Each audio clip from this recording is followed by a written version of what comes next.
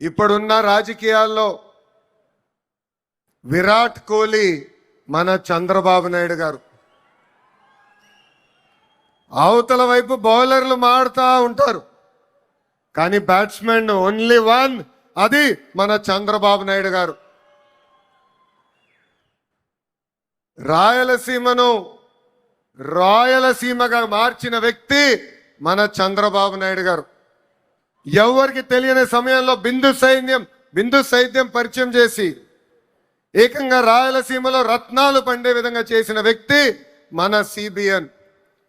హంద్రినివా సుజలా స్రవంతి project ని పూర్తి చేసి చివరి నియోజకవర్గం కుప్పానికి నీరు తీసుకెళ్లిన వ్యక్తి మన సిబిఎన్. అంతెందుకు పులివెందల కూడా నీరిచ్చిన గొప్ప వ్యక్తి మన చంద్రబాబు నాయుడు గారు. ఇప్పుడు ఏకంగా 1,00,000 కోట్ల పెట్టుబడితో మిషన్ రాయలసీమ కూడా ప్రారంభించబోయే వ్యక్తి మన ముఖ్యమంత్రి చంద్రబాబు నాయుడు గారు.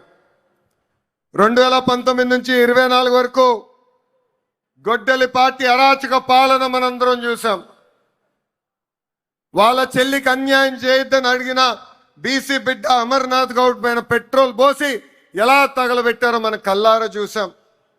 ఒక మాస్క్ అడిగినందుకు ఒక దళిత డాక్టర్ సుబ్రహ్మణ్యాన్ని పిచ్చోడు చేసి ఎలా చంపేశారో ప్రజలందరూ చూశారు. సొంత డ్రైవర్ సుబ్రహ్మణ్యాన్ని ఏకంగా గంజాయి మత్తులో చంపేసిన వాళ్ళ ఎమ్మెల్సీని మనందరం చూసాం.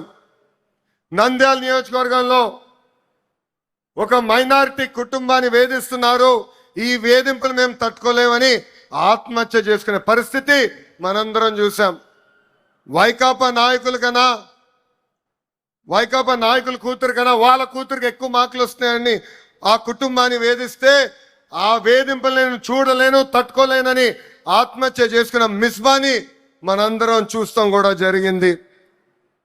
ఆనాడు అన్నారు తెలుగుదేశం పార్టీ జెండా లేకుండా చేస్తామన్నారు, ప్రజలే ఈరోజు వాళ్ళ జెండా పీకేస్తాం జరిగింది. వై నాట్ 175 అని చెప్తే ఏకంగా టీమ్ 11 ప్రజలు వాళ్ళకి తీర్పిస్తాం కూడా జరిగింది. సిద్ధం అంటే యుద్ధానికి రెడీ అని తీర్పిచ్చింది ఆంధ్ర రాష్ట్ర ప్రజలు.